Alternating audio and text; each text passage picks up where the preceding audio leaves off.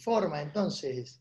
Hola a todos y a todas, muchas gracias por estar, por acompañarnos, por sumarse a esta actividad interesante y necesaria que lleva adelante la Fundación Ramón Bautista Mestre y el Centro de Planificación Estratégica de Córdoba. Fíjense que el título de este encuentro virtual, de este Zoom, que es ambicioso y a la vez es un debate que nos debemos en la Argentina, específicamente también, por supuesto, en nuestra provincia, en Córdoba, y también en la ciudad de Córdoba, porque en esta ciudad es la única en toda la provincia que cuenta con un sistema educativo. El disparador es la educación, cómo prevenir la catástrofe generacional, un debate sobre la crisis que atraviesa la educación en cada uno de sus niveles. Este va a ser el tema que vamos a llevar adelante en el día de hoy. Contarles que en realidad es el inicio de una serie de actividades vinculadas con esta comisión de educación. La semana que viene vamos a contar con la presencia del titular del Comité Interreligioso de Córdoba, con el rabino Marcelo Polakov, con el rector de la Universidad Nacional de Córdoba, Hugo Yuri, y de la psicopedagoga Liliana González. También profundizando cada uno de ellos en los temas que tienen que ver con educación. Pero para reconstruir desde una mirada integral, en el día de hoy invitamos a la legisladora nacional Brenda Austin, a Mónica Marquina de la Fundación ALEM, al legislador provincial Marcelo Cosar, a las ex secretarias de Educación y actuales concejales en la ciudad de Córdoba, Cecilia Aro y Daniela Sacchi, con la moderación, a quien ahora le voy a pasar la palabra, de un prestigioso y reconocido periodista de nuestra ciudad, de nuestra provincia. Estoy refiriéndome a Juan Manuel González, quien lleva adelante por estos momentos su tarea en La Voz del Interior, a quienes les agradecemos mucho por acompañarnos en el día de hoy. Hace unos días escribí un artículo sobre educación, me lo publicaron en el diario La Nación, fue apoyado sobre los datos de la ONU, que en un informe dijo que en un mundo como el actual nos enfrentamos a una catástrofe generacional que podría despilfarrar nuestro potencial humano, décadas de progreso y profundizar sin duda las desigualdades que tenemos en estos tiempos. Este informe indicó también que la pandemia causó un trastorno más grave en términos de los que están registrados en los sistemas educativos en la historia. Indudablemente en estos tiempos difíciles, sobre todo para quienes están al lado de la brecha donde la pobreza y la falta de oportunidades castigan con más fuerza, se nota de una manera mucho más potente. El primer desafío, ustedes me lo han escuchado decir, no de ahora, de hace mucho tiempo, sigue siendo el mismo, es nada más ni nada menos que la unidad. Es decir, humildemente, yo pienso que tenemos que consensuar algunos puntos, avanzar con unidad en serio. Lo vengo diciendo que no alcanza desde una institución, desde una organización, desde un partido político, sino que tiene que ser de la comunidad, de la sociedad, de las organizaciones todas, para inclusive, por supuesto, el gobierno, que tiene que ser el que genere el disparador para poder con sinceridad iniciar ese diálogo que termine definitivamente la grieta, y no lo que vemos todos los días, que es como que encuentran un filón para seguir profundizando. Nosotros necesitamos unidad para detener esta catástrofe que es, sin dudas, para aquellos que estamos formados en esta lógica, la educación y la salud, pilares fundamentales. No nos podemos dormir, es decir, tenemos que pensar rápido y pensar despacio. Eso fue un poco lo que escribí de un libro que leí de un psicólogo, Daniel Kahneman, a quienes puedan leerlo, les sugiero que lo vean. Él plantea, el pensamiento rápido es emocional y el pensamiento más lento, despacio, es reflexivo. Entonces necesitamos emoción para generar empatía, reflexión para tomar decisiones. Y también necesitamos achicar brechas. con una infraestructura macro, donde en estos días se ha dado a conocer las dificultades que existen en esta provincia, con obras para la fibra óptica que se ha llevado adelante, que no ha llegado a iluminar absolutamente toda la provincia, pero que de todas maneras esa obra ha terminado de ser un eslogan, porque no ha permitido conectarse en las distintas ciudades y a la vez en cada uno de los domicilios, sean personas físicas o personas jurídicas, instituciones y demás, y sin lugar a dudas que necesitamos, en el marco de una infraestructura micro, la posibilidad de tener herramientas tecnológicas para cada uno de los estudiantes. Es decir, si no está la igualdad, va a ser, sin lugar a dudas, puro cuento. Entonces, me parece que para que entendamos que la escuela de hoy no es la misma que hace 6 meses atrás, 7 meses atrás, cuando se iniciaba el ciclo escolar, creo que es momento de reformular los saberes, los contenidos. Algo de eso seguramente van a contar la experiencia que llevamos adelante nosotros en el ámbito municipal cuando nos tocó gobernar. No necesitamos alejarnos demasiado para ver lo que está pasando. Córdoba necesita una escuela que sea más inclusiva, más equitativa, con espacios de sociabilización y también de intercambio. Y creo que una escuela que esté en condiciones, con materiales, con infraestructura, con tecnología, con distintas oportunidades que nos ayuden a revertir esta matriz que hoy ya prácticamente se va instalando de emergencia educativa, aunque sin dudas no lo quieran reconocer. Muchos de los que hoy van a participar vienen pregonando, lo vienen planteando de una manera muy constante, profunda y de manera regular, pero no logramos que el gobierno tome nota sobre esto. Tenemos que poner el foco entonces en la primera infancia, en los jardines maternales que no deben de cerrar, como también lo viene haciendo la provincia de Córdoba. Lejos de desmantelar el sistema educativo municipal, que ha sido una de las, tal vez, primeras acciones que llevó adelante el gobierno municipal, en este caso de la ciudad de Córdoba, hay que fortalecerlo a ese sistema.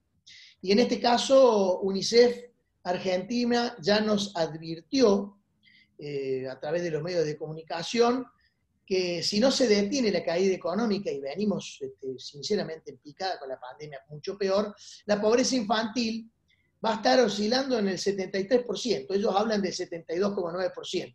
La verdad que es medio difícil en estos tiempos poder precisar así, pero bueno, arriba de 70 seguro. Hoy ya los índices que dio el INDEC estaban, la pobreza arriba del 62-63% con relación a aquellas personas, adolescentes y niños, y entonces la Argentina necesita que trabajemos juntos por una educación que iguale, que encuentre, que permita soñar con un presente y un futuro mucho mejor, y que nos pueda a la vez también lograr superar la apatía, la incertidumbre y el desencuentro, como así también el egoísmo, porque hay mucho egoísmo, hay mucho individualismo, y creo que este es el cambio. Muchísimas gracias por estas palabras de presentación. Creo que el tema lo amerita. Muchas gracias de nuevo a los expositores, a todos los que hoy se siguen sumando a este conversatorio que llevamos adelante de este Centro de Planificación Estratégico de Córdoba. Muchísimas gracias, y si te parece, Juan Manuel González, querido Juan Manuel, seguimos. Es todo bueno, tuyo. Muchas gracias, Ramón. Espero que me escuchen bien. Muchas gracias a Marco, a Ramón por la invitación. Saben, Ramón, sabe Marcelo Cosar, las largas y profundas discusiones que hemos tenido en estos últimos años, las críticas que uno ha mantenido respecto de la gestión de Ramón, y por eso también valoro mucho que me hayan invitado a este espacio donde evidentemente hay una amplísima mayoría radicales, y dentro de los radicales veo a muchos maestristas, propiamente dicho. Así que bueno, valoro eso, y me parece que es un gesto fundamental de esta generación, que más allá de nuestras diferencias, logramos y hemos aprendido a conversar entre nosotros, a respetarnos y a escuchar al otro. Voy a hacer una brevísima introducción para ponernos en contexto y dejarle el paso luego la palabra a los expositores, agradeciendo especialmente a Mónica y a Brenda, que han tenido tiempo para sumarse a este evento. Me parece importante destacar que quizás nunca en el siglo XXI una generación entera dejó de ser educada, y que este hecho es trascendental para nuestro futuro.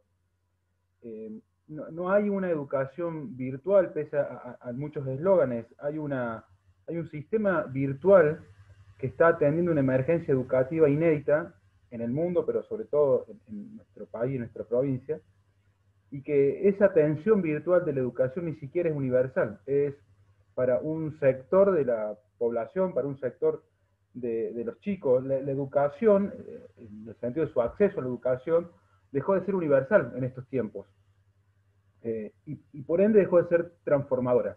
Voy a contar algunas anécdotas también de personales, porque creo que también que la percepción que tenemos del mundo está implícita en nuestra experiencia. Yo vengo de una familia extremadamente humilde del norte de la ciudad de Córdoba, y mi primera escuela pública fue en el año 81, el Jardín Maternal Hijitus, que está en Barrio La Fraternidad, a pocas cuadras donde se inauguró el último parque educativo durante la gestión de Ramón Mestre. En Hijitus, como digo, fui en el año 81, debo haber sido de los primeros alumnos de ese jardín maternal. No solo encontré la posibilidad como guardería de que mis viejos pudiesen seguir con su carrera universitaria, formándose hasta recibirse, sino que encontré también un ámbito de contención, que ustedes saben que son muy importantes en contextos vulnerables como en el que yo vivía. Y también hay que decirlo, encontré, porque no me avergüenza, digo, encontré un plato de comida. Tengo algunos datos actuales. En el PAICOR actualmente están registrados 257.500 alumnos en Córdoba, la mitad de la matrícula escolar de las escuelas públicas de Córdoba comen el PAICOR. Es decir, comen el PAICOR, tampoco lo está haciendo en este momento, porque ustedes saben que el PAICOR está totalmente resentido y se está entregando un bolsón o bolsones para las familias. Sin embargo, en algunos departamentos de la provincia ese porcentaje de la incidencia del PAICOR llega al 70%. 70% de los chicos de departamentos como Pocho, Minas, Sobremonte, comen en el PAICOR. Es casi una excepción no comer en el PAICOR. El gobierno de la provincia de Córdoba admite que hay aproximadamente 80.000 niños y adolescentes, niñas y adolescentes sin acceso a conectividad. Pero no estamos diciendo nada de los docentes que están sin conectividad o están con sus equipos ocupados por el resto de la familia o con equipos obsoletos para este nuevo esquema de virtualidad. Hay en Córdoba en todos los niveles más de 100.000 docentes, y es preocupante que el enorme esfuerzo que están haciendo las docentes cordobesas, pongo el acento en el femenino porque son la mayoría, para sostener la educación. Estoy casado con una docente, y si Marco puede hacerlo, quisiera compartir con ustedes un mensaje que le llegó a mi esposa, a su WhatsApp hace un rato, que me parece que si lo leemos describe un poco lo que se están enfrentando las docentes.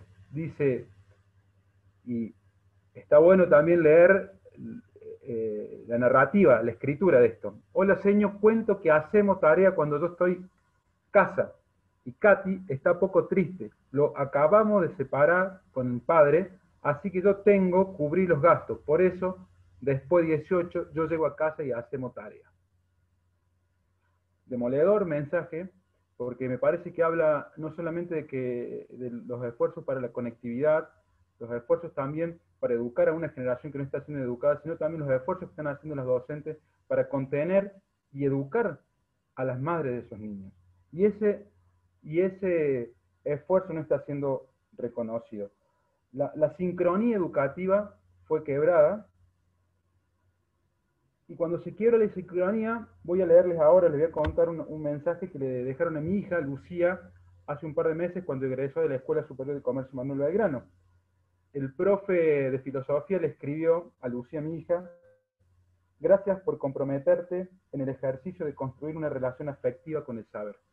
Y es difícil pensar que los chicos puedan construir una relación afectiva con el saber cuando la sincronía está quebrada, cuando muchas veces los problemas no son de conectividad, sino mucho más simples, porque falta un cargador en la casa, porque el celular se rompe, porque roban el único celular que hay en la casa en una parada de colectivo.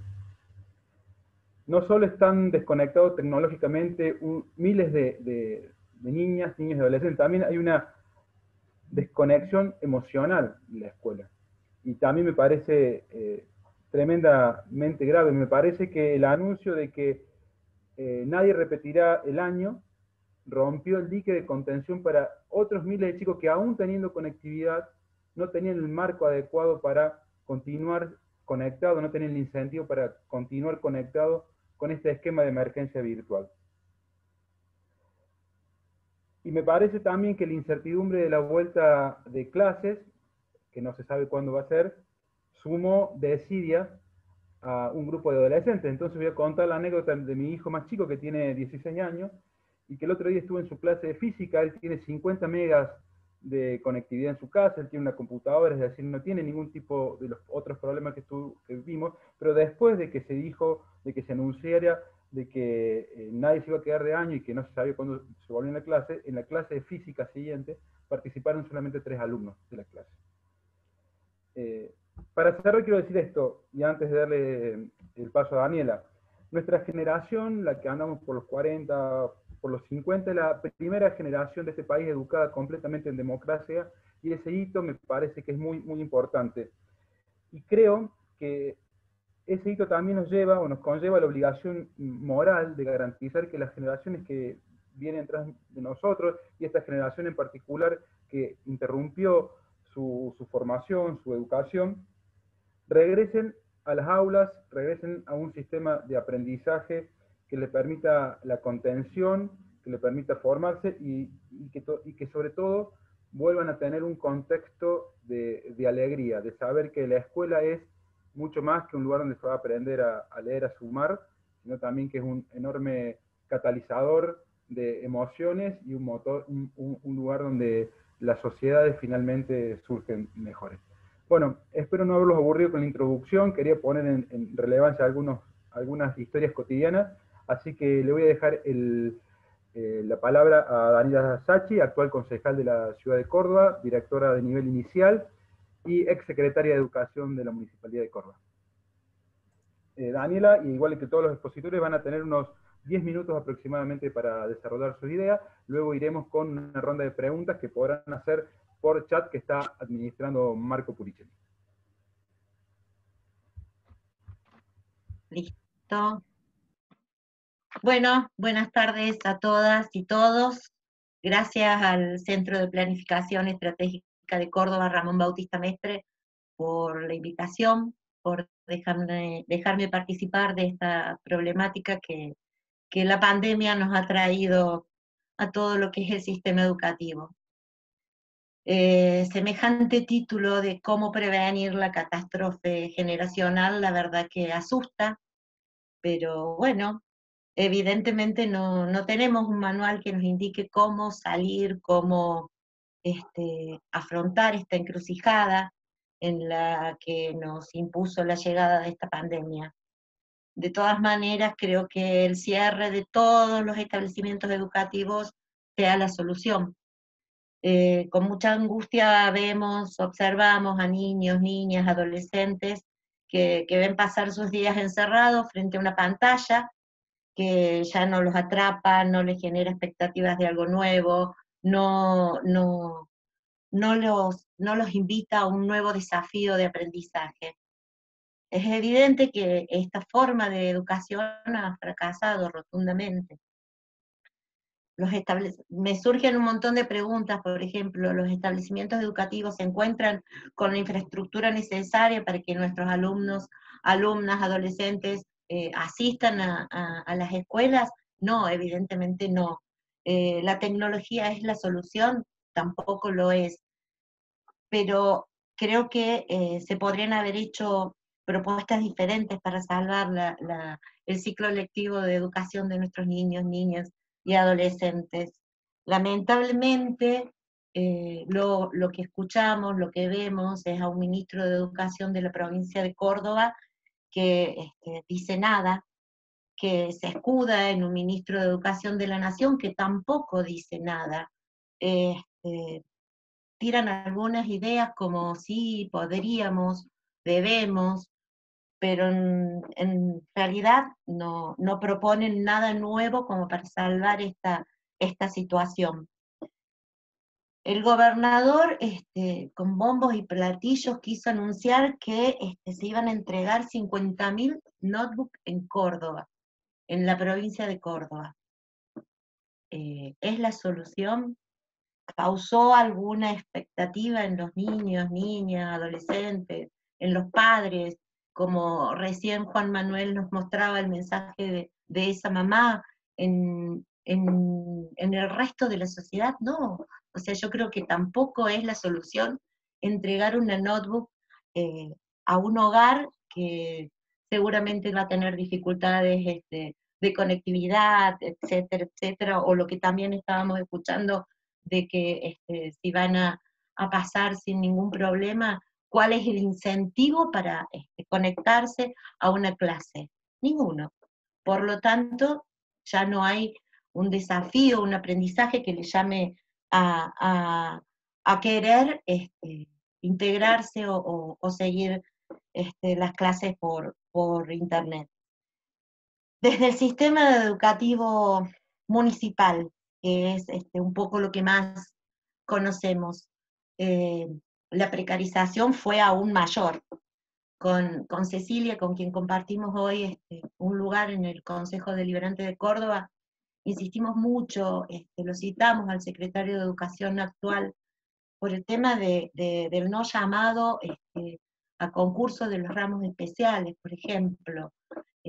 Para nosotros eso era fundamental, porque en esos ramos especiales estábamos integrando y logrando muchísimas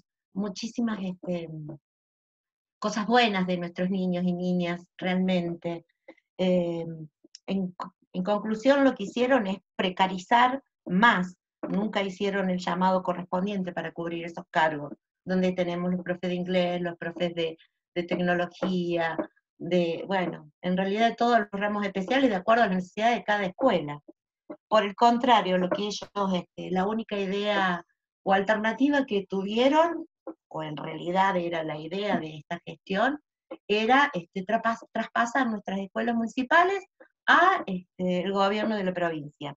Eso era para ellos lo más importante, sin tener en cuenta las necesidades de esos niños que están en zonas vulnerables, están insertos en comunidades donde el acceso a internet, a una compo, a un celu de alta gama es difícil, imposible en algunos casos. Idearon desde la Secretaría de Educación y desde el gobierno municipal miles de historias para denigrar y fundamentar el traspaso del sistema educativo municipal a la provincia. Creo que la sociedad, nuestro partido, la Unión Cívica Radical, los trabajadores y trabajadoras del sistema, frenamos entre todos un poco esa idea. Pero de cómo resolver la problemática de los niños, niñas, de nuestras escuelas municipales, obviamente no surgió nada, ni se dijo nada. Cuando Marcos me dice de este conversatorio del CEPEC, yo empecé a buscar algunas de las tantas cosas que hicimos desde la Secretaría de Educación, con Brenda, con Cecilia, y con el apoyo, por supuesto, de Ramón, de nuestro intendente.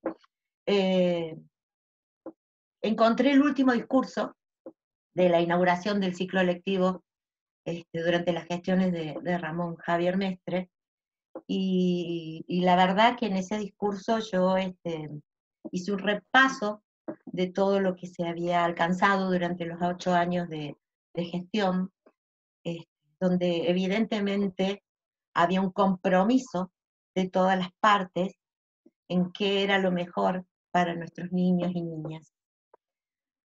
Para citarle algo de todo lo que se hizo.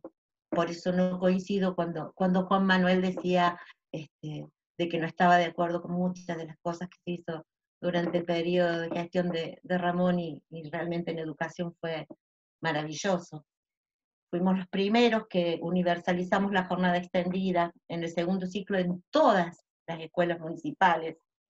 Se le dio respuesta a todos los alumnos con necesidades especiales, con acompañamiento pedagógico correspondiente. Se participó y se acompañó en los operativos municipales de evaluación, donde hubo que trabajar y mucho. Brenda y Cecilia lo saben, porque es difícil a veces exponerse a la evaluación, no solamente los niños y niñas, sino también los docentes, los directivos, los supervisores, y ahí se estuvo acompañando, llevándolo adelante, participando de las pruebas Ñandú a nivel nacional, donde nuestros niños y niñas tuvieron logros impresionantes, donde nos emocionaban, que desde la humildad y desde la nada, que tienen tantos otros niños, lograban resultados superiores a las de las grandes escuelas de la ciudad de Córdoba, a nivel nacional también. Fuimos los primeros de dar enseñanza de informática, incorporar la disciplina de educación física en el nivel inicial, y bueno, y tanto más, el programa Piletas, de llevar a los niños por primera vez a una pileta, enseñarle a nadar. Bueno, como eso miles, pero estaba claro que existía una voluntad política de cambiar y de mejorar la realidad de nuestros niños y niñas.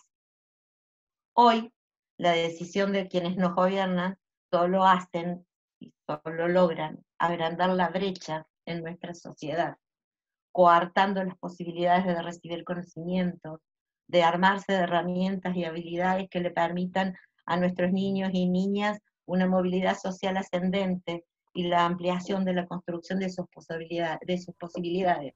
Evidentemente, creo que tanto a nivel nacional, a nivel provincial y a nivel municipal, el fracaso más grande va a ser el del sistema educativo municipal en todos los niveles.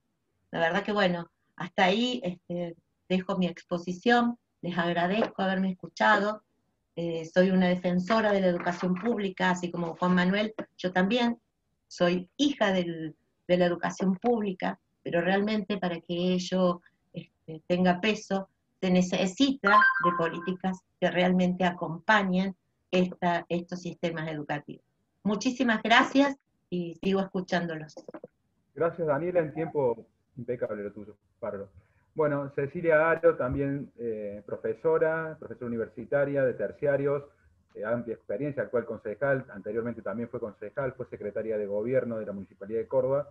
Cecilia tiene sus 10 minutos para su exposición. Te escuchamos, pueden ir haciendo las preguntas por el chat, Marco Julio Puricelli las administrará con criterio. Bueno, buenas tardes, gracias Juan Manuel, gracias al centro, por supuesto, de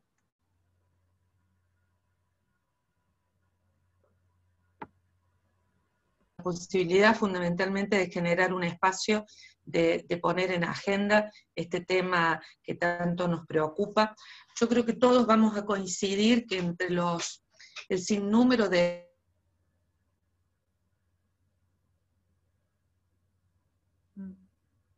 y en Córdoba, fundamentalmente, sin lugar a dudas que son las desigualdades sociales y educativas, fundamentalmente en los sectores más vulnerables. Yo voy a intentar... Ceci, te corté el video porque ahí se escucha con interferencia. Ah, bueno, sigo. Después Dale, yo digo que el enfoque que intento aportar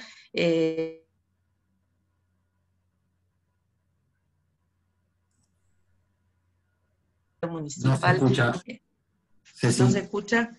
No se escucha por ahí. ¿Se puede revisar la conexión?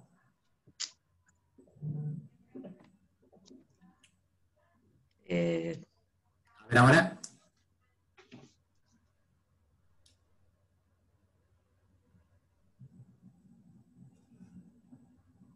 el celulares. No, ¿nos escuchás ahí, Ceci? Yo los escucho, ustedes. Ahora te estamos escuchando.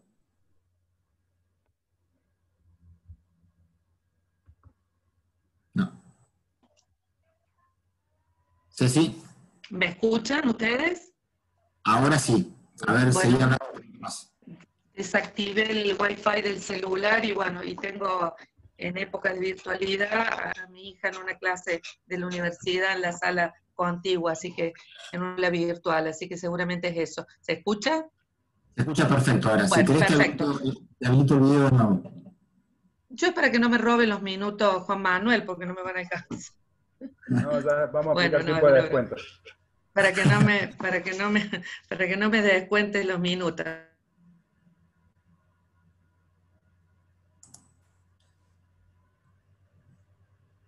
Ceci, Que los efectos, ¿no?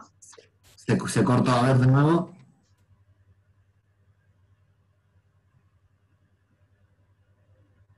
Ceci. Fíjate si podés, Juan Manuel, que avance Marcelo hasta que Sí, se te iba a proponer eso. Bueno, dale. Así no le robás los minutos. Dale. Bueno, todo el desafío de que Marcelo Cosar hable 10 minutos solamente. Marcelo, ¿estás?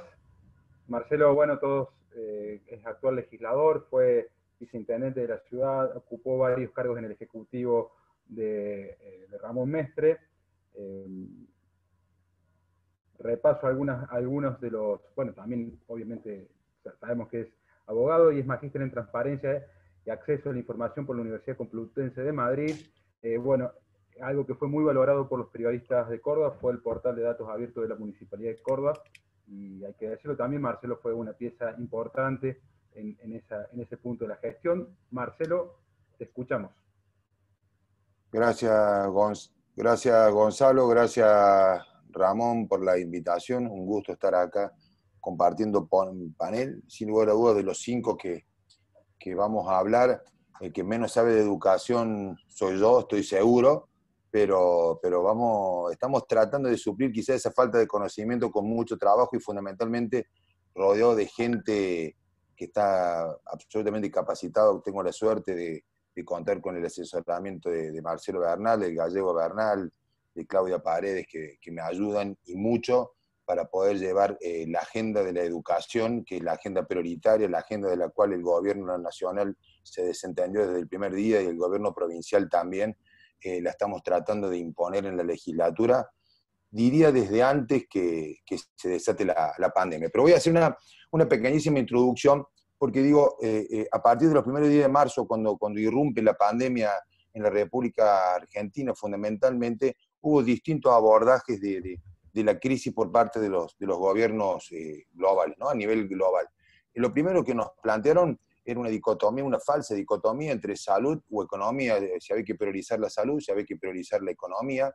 En nuestro país el presidente se ocupó de dejar absolutamente claro que iba a priorizar la salud y los resultados están a la vista. Una economía absolutamente destruida. El radicalismo, en su inmensa mayoría, y sin distinción de núcleos ni de sectores, ni de ubicación geográfica, rápidamente entendió que no era ni salud o economía, sino que era salud y economía, y así lo planteamos desde el primer día, ¿no? Que la respuesta tenía que ser integral, tenía que ser completa, y se tenía que abordar absolutamente de manera simultánea. Otros países abordaron la estrategia discutiendo si era cuarentena o aislamiento, y obviamente con un enfoque netamente sanitario. No soy experto en eso. Lo que sí les puedo decir que la Argentina y Córdoba, que navega y navegó desde la cuarentena, el aislamiento, yendo y viniendo, lo único que se mantiene inalterable desde el primer día que se decretó la cuarentena en la República Argentina es cómo los poderes ejecutivos en sus distintos niveles, nacional, provincial y municipal, se aprovecharon o de la cuarentena o del aislamiento para avanzar sobre la división de poderes, para avanzar sobre la Constitución y para avanzar sobre los derechos civiles. Eso es una constante desde los primeros días de marzo. Lo otro fue cambiando, fase 1, fase 2, fase 4, vamos a la 4, vamos a la 5, hay que recortar a los jubilados, estamos en 5, pasamos a 4, hicimos el recorte, volvemos a la 5. Eso fue lo que cambió. Lo que no cambió fue la forma en que ejercieron el poder los que estaban fundamentalmente en el Poder Ejecutivo, buscando silenciar los parlamentos y la justicia que no funcione. Ese era el escenario ideal, o sigue siendo para algunos el escenario ideal. Está un tercer escenario, aquellos que fundamentaron su estrategia en el manejo de datos, en evidencias, y hay experiencias muy puntuales en la región, de países muy puntuales que lo hicieron a través, apostaron a la información genuina, apostaron a los datos abiertos como una manera de proteger a la ciudadanía. No fue la estrategia más usada por los gobiernos, pero aquellos que lo usaron, los resultados fueron absolutamente relevantes. ¿Qué hizo Argentina de estas tres que fui describiendo? Bueno, Argentina, de las tres estrategias que uno podría haber elegido, tomó lo peor de cada una, sin lugar a dudas. Tomó y eligió de las tres lo peor de cada una. Y con la excusa de priorizar la salud, el resultado después de 175 días seguidos de aislamiento es que tenemos más de 10.000 muertos y más de 500.000 contagiados. Más de 10.000 muertos y más de 500.000 contagiados. Lo que seguro no hizo, lo que no están haciendo hasta el momento, es tomar una estrategia adecuada que aborde la educación, que es el tema que nos convoca, ni hablar de la seguridad, ni hablar de la economía y ni hablar de lo social. Es decir, la única estrategia que adoptaron, que iban a priorizar la salud, con los números que acabo de dar, está demostrando que ha sido un fracaso. Vamos a estar dentro de los países con peores índices cuando finalmente esto termine, y directamente de la educación, de la seguridad, de la economía y de lo social prácticamente no se han ocupado. Y eso sí, se ocupan de recordarnos cada vez que tienen oportunidad. El presidente le gusta hablar mucho y hacer poco, nos recuerda que lo peor todavía está por venir, y ahí creo que hay una plena coincidencia entre el oficialismo y la oposición. Uno tiene la sensación que todavía no hemos visto lo peor y que lo peor está por venir. De todo esto más o menos, esta introducción surge que en un país que ha tenido una estrategia sanitaria equivocada y que no tiene políticas sectoriales, lo único que hemos logrado es hacer que la realidad que teníamos hace 7 u 8 meses atrás se agrave. Me suena el teléfono, discúlpenme. Estamos peor, estamos con una situación peor a la que teníamos previo a la pandemia. Leía una entrevista de Alconada Mon el día domingo que le hacía un ruso que está exiliado. Dicen que el ruso es el mejor escritor que tiene Rusia. No voy a decir el apellido porque es Shishkin, no quiero pronunciarlo mal, pero en definitiva este ruso lo que decía es que la pandemia termina siendo el suero de la verdad para los gobiernos, el suero de la verdad para los gobiernos, en definitiva, el suero que desnuda la realidad de los gobiernos, que desnuda la realidad de los países. Y lo que tenemos claro nosotros es que lo que va a emerger en la Argentina y en Córdoba después de la pospandemia va a ser absolutamente diferente a lo actual. Las inequidades se van a profundizar en todos los planos. Las inequidades preexistentes se van a profundizar en todos los planos. Nosotros, no lo tenía pensado decir, pero presentamos, también fue una sugerencia de las 2 o 3 personas que me ayudan en la legislatura, presentamos una propuesta para que se generara un comité de crisis que se ponga a trabajar en la pospandemia, un comité interdisciplinario. Si ya sabíamos que en algún momento íbamos a dejar atrás la pandemia, no esperemos a dejar la pandemia atrás para ponernos a trabajar. Bueno, hasta el día de la fecha no hemos logrado ni siquiera que se discuta en comisión. Pero volviendo a lo que tiene que ver con la educación, los especialistas vienen definiendo al apagón educativo como una catástrofe generacional, y creo que es una definición exacta, el apagón educativo como una catástrofe generacional, y el impacto en las trayectorias educativas de los jóvenes, de nuestros niños, es imposible de medir en la actualidad. Lo vamos a ver con el devenir del tiempo. Si ya antes del virus la educación de calidad era un bien público mal distribuido en nuestro país, entre las diferentes provincias, dentro de cada provincia, y la dicotomía o la grieta entre lo público y lo privado, o entre lo urbano o en lo rural existía, esta pandemia lo que ha hecho es profundizar esa grieta, que es la verdadera grieta que nos está haciendo daño y mucho a los argentinos. Nosotros advertimos, a poquito que empezó allá por el mes de marzo, que creo, lo digo con mucha humildad, creo que fuimos uno de los primeros que advertimos en la legislatura el gran problema de la conectividad. Y lo hicimos a partir de que, entre otras cosas, tomamos datos oficiales del funcionario que me animo yo a decir debe ser el funcionario con mayor años en el mismo cargo, que es el ministro de Educación. Tiene más de 20 años en el cargo. Digo, Con lo cual la excusa de recién estoy llegando, no tengo experiencia, le queda un poco incómodo. Imagínate, 20 años de ministro, si no la conoce vos, ¿quién la va a conocer a cómo tomar políticas de educación? Pero él nos revelaba muy suelto de cuerpo, allá por fines de marzo, principios de abril, que más del 20% de la matrícula, es decir, más de 130.000 alumnos de las escuelas públicas provinciales estaban sin conectividad. Es decir, cero, no tenían ningún contacto con sus docentes. Y que la única forma que la escuela se hacía presente era a través de los cuadernillos que llevaban de Nación. Esos cuadernillos que después con el tiempo nos enteramos que, fiel a la costumbre kirchnerista, eran más unos cuadernillos, unos panfletos de publicidad política que cuadernillos de educación. Bueno, eso es lo que llegaba en el mejor de los casos a más del 20% de la matrícula. ¿Qué hicimos cuando tomamos ese dato? Porque si no hay conectividad, no hay educación. El ministro nos estaba reconociendo que desde marzo, desde la primera semana de marzo, había 130.000 chicos que no estaban recibiendo educación, que estaban quedando fuera del sistema. Bueno, le presentamos un proyecto que hasta el día de hoy obviamente sigue sin ser tratado. Le pedíamos en ese proyecto de resolución que el gobierno provincial adquiera dispositivos móviles, los distribuya entre los alumnos, pero los distribuye entre los docentes, a los cuales vale recordar que la única política de asistencia para con los docentes es un crédito para que se compren sus propios dispositivos, ¿no? Eso es toda la gran política de educación que baja de Nación, de la provincia y de los municipios. Le decíamos entonces que distribuyan dispositivos a los alumnos, distribuyan dispositivos a los docentes y que adquieran a través de las telcos, obviamente a un precio sensiblemente inferior al que nos puede salir a un particular, paquete de datos móviles para distribuir de manera escalonada, priorizando los alumnos de determinados años, priorizando los sectores más vulnerables. ¿Cómo será que no descubrimos la pólvora nosotros, que era puro y exclusivamente sentido común lo que estamos planteando, que casi en simultáneo nos enteramos que la Universidad Nacional de Córdoba estaba ya llevando adelante no lo que proponíamos, sino que ya lo estaba implementando, 2.000 becas a alumnos universitarios a los cuales le entregaban un chip con datos móviles. Porque ¿de qué nos sirve tener una plataforma como se jacta el gobernador y el ministro en mi aula web, si no te que no te consume datos y para conectarte a la plataforma tenés que tener datos? Es como pasar por el desierto, ver un tipo muerto de sed y en vez de darle un vaso de agua le dejamos una caña de pescar. Eso y nada, prefiero que no me des absolutamente nada. Bueno, presentamos este proyecto. Marce, te marco un minuto para cerrar, por favor. Perdón. No nos dieron bolillas, me fui, aislamiento, entonces, bueno.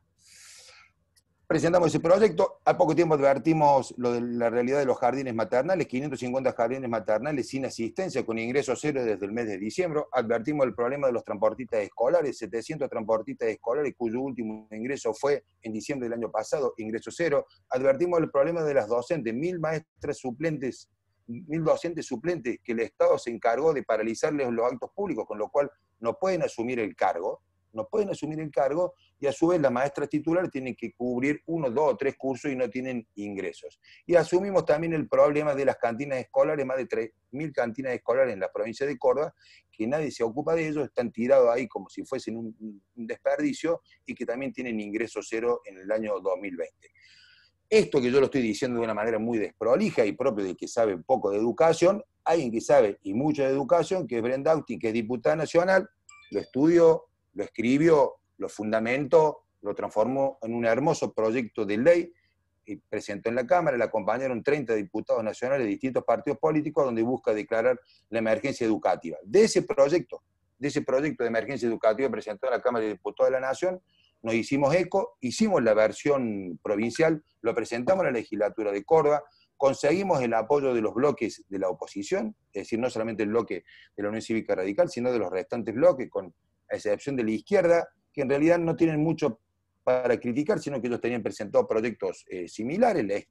La izquierda es poco propicia a confluir en distintos proyectos, pero de manera respetuosa ellos tienen presentado sus propios proyectos. Bueno, y hoy nos encontramos esperando que se ponga en discusión, al igual que en la Cámara de Diputados de la Nación. Hemos contagiado, Brenda, desde Nación y nosotros desde acá, y todos aportando a la Fundación Alem. Hoy creo que son más de 10 las provincias que ya tienen presentado este proyecto y esperamos que sea puesto en tratamiento de manera urgente, porque estamos convencidos que no es ni salud, ni economía, la verdadera crisis, la verdadera emergencia que es transversal y la que hoy nadie está hablando, o poco está hablando, salvo el radicalismo y algunos otros más, es la crisis que tiene que ver con la educación. Para cerrar, Juan Manuel, el anuncio de ayer del gobernador me irrita, me pone muy mal, me parece de un cinismo exacerbado, es una burla, después de 6 meses anunciar que va a licitar 50.000 computadoras, de las cuales 20.000, en el mejor de los casos, van a estar de acá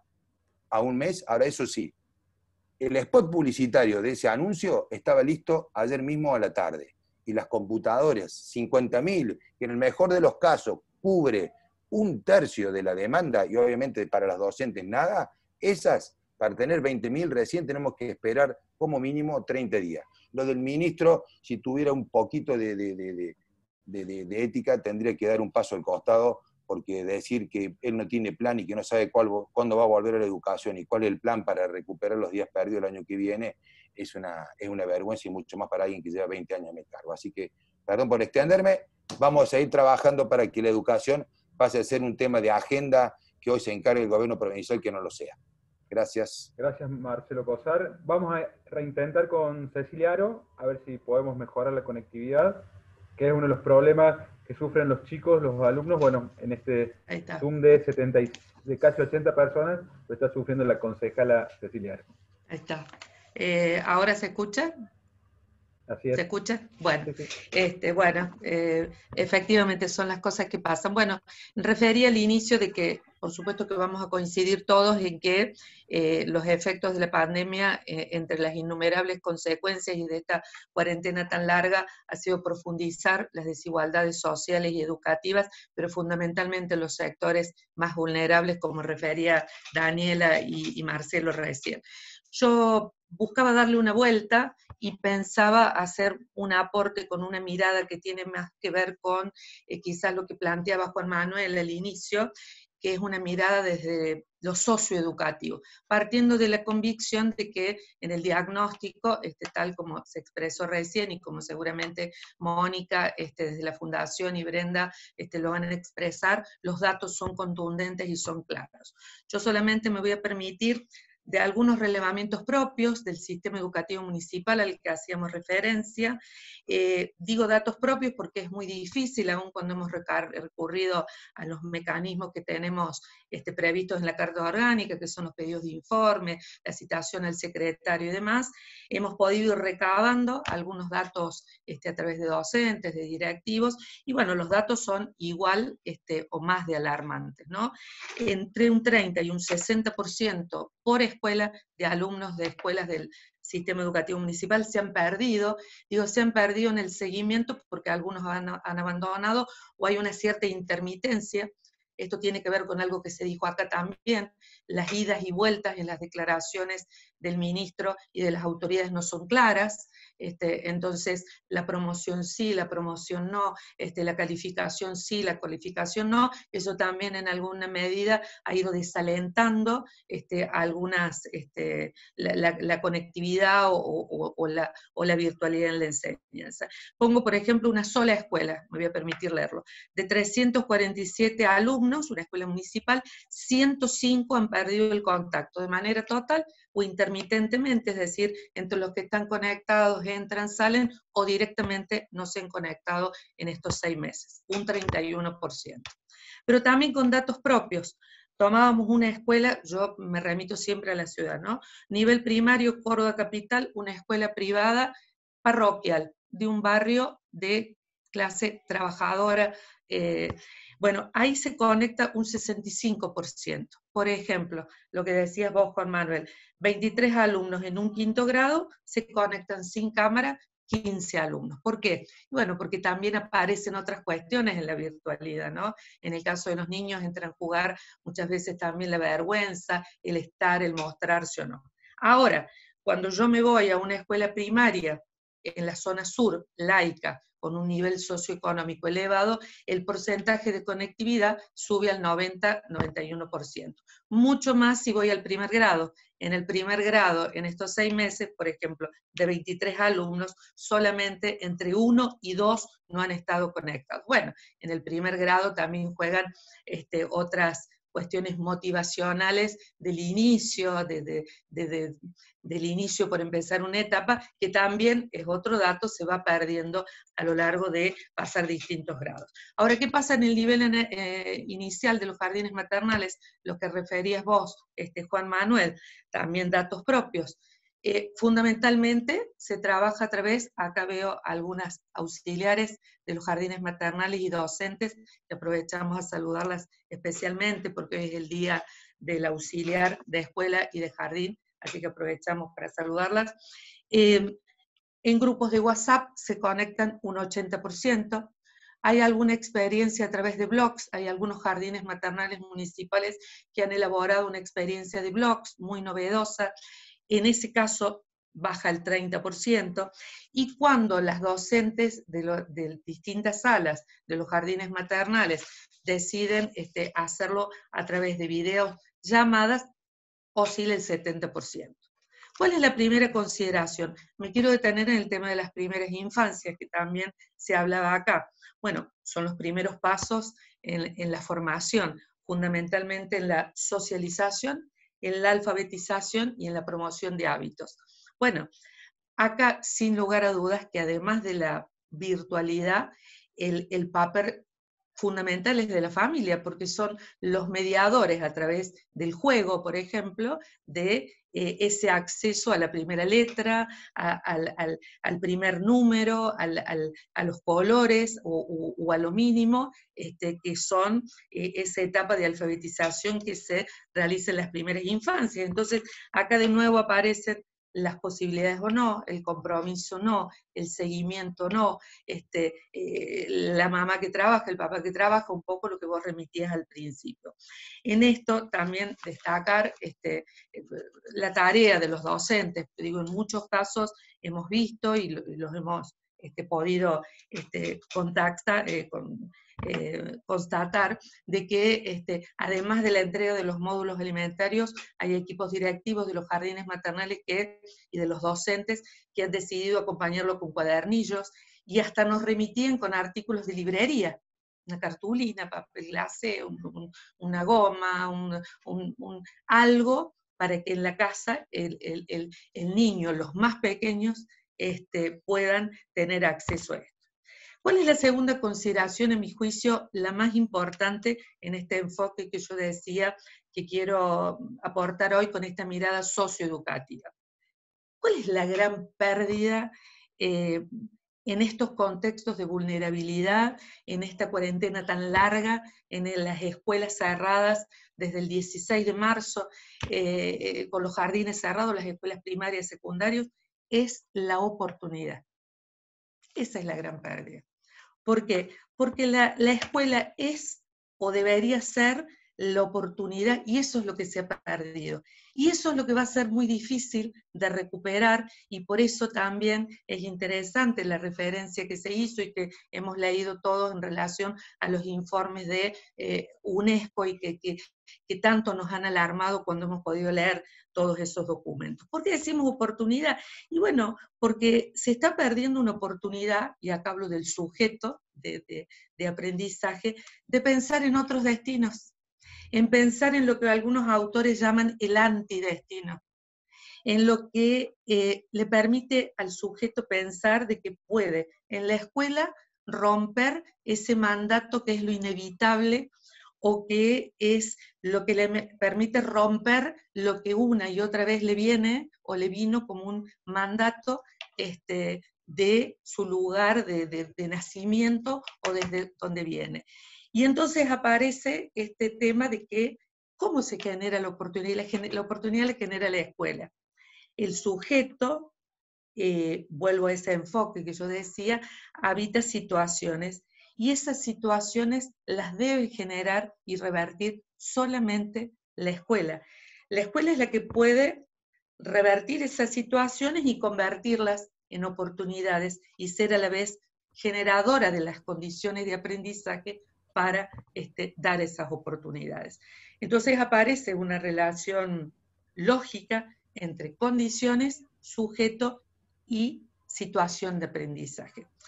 Por supuesto que son importantes los saberes, por supuesto que son importantes los contenidos, los hábitos, las prácticas sociales, pero lo que hace la escuela, que hoy no lo está haciendo con las escuelas con un candado, es el espacio de la vivencia. Hasta hace unos años solo se hablaba de los enfoques exclusivamente desde lo cognitivo. Y los nuevos enfoques psicoeducativos a los que yo estoy haciendo referencia, hablan de que justamente el sujeto es mucho más que un conjunto de aprendizajes, y entonces que la escuela hay que poder enhebrar esos procesos de aprendizaje, de enseñanza, con las prácticas sociales. Los autores hoy dicen, bueno, los sujetos no aprenden solamente saberes, sino que aprenden saberes y prácticas sociales situadas, y entonces acá es donde cobra sentido y se resignifica la escuela como espacio de oportunidades. La otra minuto, Cecilia. Sí, rápido. Me parece importante esto. Dos cosas más. La tercera cuestión es, la tercera consideración es, bueno, ¿por qué por qué los chicos abandonan? Porque acá aparece también una condición que iguala, porque resulta que también vemos chicos o alumnos de las escuelas primarias y secundarias que aún con recursos abandonan o dejan o entran y salen. Bueno, acá se iguala entre el que tiene la posibilidad del recurso y el que no tiene la oportunidad del recurso. ¿Y por qué es importante?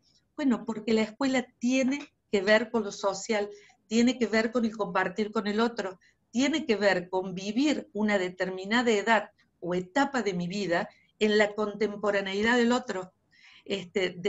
La edad la vivo con el otro, por eso también, y quizás sería motivo de otro conversatorio, y ya termino, ¿por qué también aparecen tantos episodios de angustia en los chicos que están terminando el sexto grado, los que están terminando el sexto año, aún teniendo la posibilidad de la conectividad y la posibilidad de los recursos? En tiempos de cierre de escuelas, en tiempos de pandemia, esta posibilidad de compartir y de estar con el otro no la tienen. Por eso digo, para terminar, hay cuestiones que jamás van a reemplazar la presencialidad en la escuela, jamás, porque la escuela es donde se construyen los lazos y la territorialidad de la institución educativa, no solamente el tiempo de estudiar. Hay un autor, termino con esto, que dice, pedagogo español, que dice textualmente, porque en la escuela hay un principio de eliminación de la diferencia, y ese es el problema, ese es el nudo a mi entender. La escuela iguala. La escuela hay un principio de la construcción de un colectivo común, estudiantes, alumnos, que nos hace comunes y que permite, o que es la condición de inicio de anular las diferencias, y eso solo lo hace la escuela, y por eso es tan preocupante el cierre de las escuelas y tan importante pensar, esto es lo último, pensar en cuáles son las mejores estrategias para adelante, con todos los protocolos necesarios en pensar en esto. Dejo para la otra parte, porque me quedó, me extendí, y me quedó compartir lo que estamos haciendo desde el Consejo Deliberante como propuestas en el corto, en el mediano y en el largo plazo en este sentido. Perdón por haberme extendido. Muchas gracias. Y quedo abierta a las preguntas. Gracias, Cecilia. Ya vamos a pasar las preguntas. Ya vamos con Mónica. Interesantísimo esta primera parte. Me quedo con algo que decís, Cecilia, respecto de justamente mañana, Día del Maestro, donde recordamos a Sarmiento y Guardapueblo Blanco, como la virtualidad muchas veces también generó que muchos chicos abran su casa y se viesen las dificultades que tienen para la vida cotidiana, y entonces cómo esa igualdad se perdió, y al contrario se profundizaron en cuestiones simbólicas, sobre todo las profundas diferencias de nuestra sociedad, y la preocupación que tengo, obviamente, y que seguramente tenemos todos, de estos adolescentes que están terminando quizá una de las etapas más lindas de la vida, sin acceder a estas redes de relaciones, justamente cuando la amistad empieza a ser un valor tan importante en la vida de las personas. Vamos a escuchar ahora a Mónica Marquina, doctora, tiene un vasto currículum, Mónica, doctora en educación superior, investigadora independiente del CONICET, profesora universitaria, miembro de la CONEAU, directora académica de la Escuela de Formación de la Fundación ALEN, obviamente. Bueno, Mónica, te escuchamos ansiosos para compartir. Bueno, ¿cómo les va a todos? Muchas gracias por la invitación, realmente es un placer. Hoy me dedico a Córdoba, después de acá tengo otro Zoom en la Nacional de Córdoba, también con estos temas, así que bueno, una alegría, extraño viajar a Córdoba, así que esta es una manera de acercarme un poquito. La idea es contarles un poco a partir de esto y con un diagnóstico que ya haré rapidito, qué es lo que estuvimos haciendo desde la Fundación, en lo que yo creo que fue un modelo de trabajo político, porque justamente lo que se ha hecho en la Fundación, en el Congreso a través del proyecto de Brenda, y a partir de ahí la configuración de un grupo de gente que se fue extendiendo cada vez más y ahora se está extendiendo a las provincias, muestra un modelo de trabajo político, en donde más allá de las pequeñeces que podemos estar atravesando por internas o por lo que sea, hoy hay temas que son importantes y que están por arriba de todo, ¿no? Y en este sentido, bueno, la verdad que yo estoy muy contenta por el trabajo que, bueno, de manera articulada con Brenda, con la Fundación y con todos y todas que participaron y están participando de esto, a nivel de las provincias estamos trabajando y con una presencia enorme. El resultado es eso, enorme, del radicalismo, en un tema que es del radicalismo. ¿Sí? Si hay un partido que tiene a la educación en sus entrañas, es el radicalismo. Así que en ese sentido, yo los invito hay un documento que se llama Volver a las Aulas, que articula la propuesta de Brenda concreta, ¿sí? En un marco general sobre digamos que es un documento de propuesta del Gobierno Nacional que se articula también con otro que había elaborado la Comisión de Ciencia y Técnica sobre cómo salir de la cuarentena de manera ordenada. Y bueno, de alguna manera son propuestas que el partido le está haciendo al Gobierno Nacional, ¿sí? En esta idea que planteaba Ramón, de que más allá de las diferencias y tratando de achicar esa grieta, poder colaborar en un trabajo para salir de un problema que es común a todos.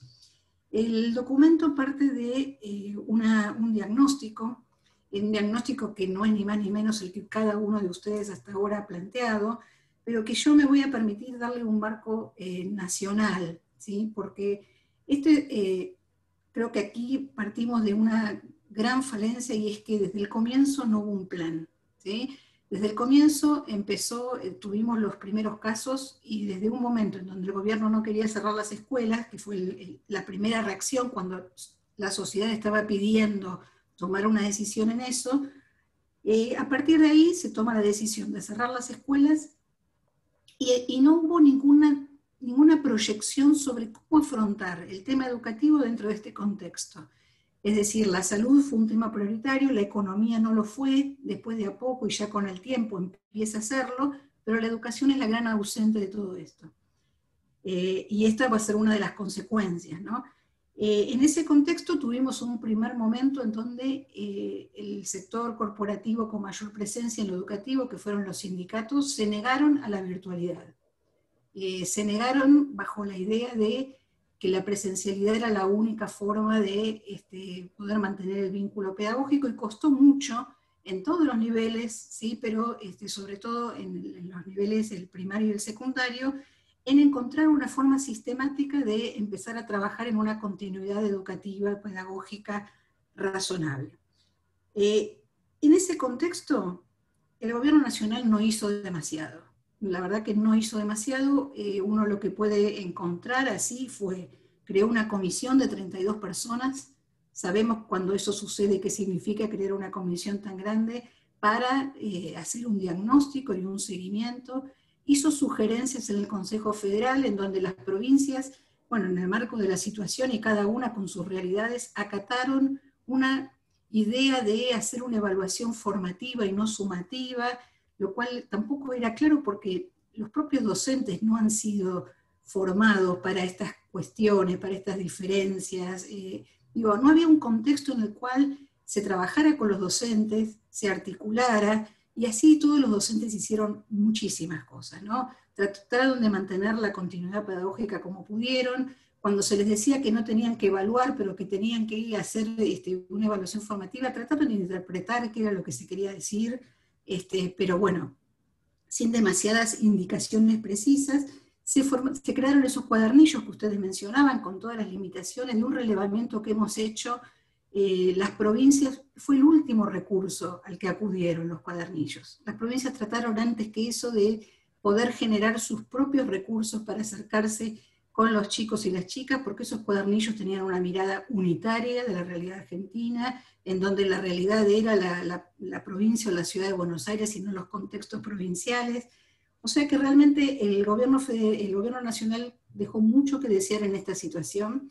Las provincias hicieron lo que pudieron y esto reflejó la gran heterogeneidad geográfica que tiene el país, provincias que estaban en mejores condiciones que otras para afrontar la situación. Creo que dentro de ellas Córdoba estaba entre las mejores y no entre las peores, pero así todo, como ustedes mencionaron, grandes heterogeneidades internas, ¿sí? Cuando uno mira los números de cuántos chicos estuvieron sin conectividad, yo más o menos tengo los números similares a los que recién mencionaba Marcelo, pero bueno, esos son los que no se conectaron. Después, dentro de los que están conectados, quiénes son los que solo apenas tenían un celular para conectarse, y eso es la mitad o más de los chicos, o los que tenían un único dispositivo en la familia. O sea, realmente las limitaciones fueron enormes. Se encargó a un organismo internacional muy importante una encuesta, cuando los datos estaban, ¿sí? Las pruebas Aprender muestran esta realidad de conectividad y de la amplitud y la desigualdad de la brecha educativa. Y estamos en la actualidad, ¿no? En el medio, el mundo, y recién se mencionó, realmente hubo de todo. Tenemos el extremo de Suecia, que nunca cerró las escuelas, el otro de Kenia, que decidió repetir el año para todos, y en el medio una gran variedad de realidades, en las cuales cada uno, bueno, empezó a trazar planes, posibilidades, algunos yendo adelante y retrocediendo, como fue el caso de Israel, porque justamente se desencadenó ciertos contagios a partir de quizás una no planificación de la realidad, pero avanzaron y retrocedieron y volvieron a avanzar. El caso de Uruguay pasó algo parecido, tenían el antecedente del plan Ceibal. Concretamente nosotros no tenemos un plan, ¿sí? Tenemos mucho que desear. Lo que se nos dice es no poner en riesgo a los chicos, y aquí tomo las palabras del presidente de España, Pedro Sánchez, que justamente él, cuando abre las escuelas hace poco, plantea: no hay riesgo cero, pero sí existe un riesgo real, y es que los chicos no vayan a la escuela y se amplíen las desigualdades. Entonces, en ese marco, preparamos esta propuesta, ¿sí? De vuelta a partir del proyecto de Brenda, y con un marco más general que trata de plantear lo siguiente. Primero, declarar a la educación como una actividad esencial. Eso significa, en ese marco, que es una actividad que no puede ser suspendida. Y con esto no estamos diciendo que mañana los chicos tienen que volver a la escuela, sino que tenemos que empezar a prepararnos para el día. O sea, esto no es cuestión que cuando se diga se vuelve a la escuela, al día siguiente los chicos pueden estar. Hay mucho para hacer antes y no se está planificando ese momento. Nadie entró a las escuelas a ver qué pasó en estos casi 6 meses. ¿Qué pasó con el edificio? ¿Cómo están las condiciones? ¿Qué es lo que hace falta adaptar pedagógica, tecnológica, sanitariamente, para el día en que de a poco los chicos y las chicas puedan volver a la escuela? Eso no se está previendo. No hay nadie que esté trabajando esto, y sí se está pensando, como recién se decía, un 2021, ¿sí? Cuando todavía tenemos 4 meses, que son riquísimos, y que si no se aprovechan, las consecuencias críticas para determinados sectores sociales son enormes y de ninguna manera posibles de remontar. Esto tampoco se está pensando, se ha dejado la sensación de que todo pasa, con lo cual se ha aflojado la situación. Entonces nosotros aquí estamos planteando a nivel nacional, yo algunos puntos se los voy a dejar porque seguramente Brenda va a retomar,